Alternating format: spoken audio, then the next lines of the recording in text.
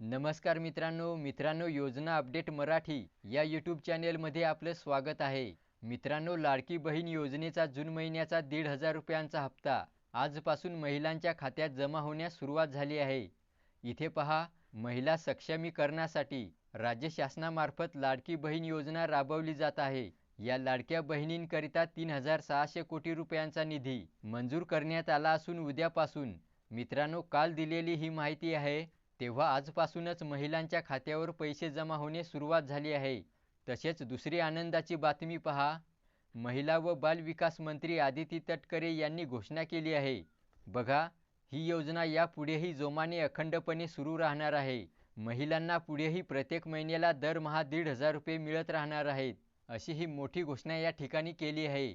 तर अशा प्रकारे मित्रांनो, लाडकी बहीण योजनेचा जून महिन्याचा हप्ता आजपासून पात्र महिलांच्या खात्यात वर्ग करण्यास सुरुवात झाली आहे।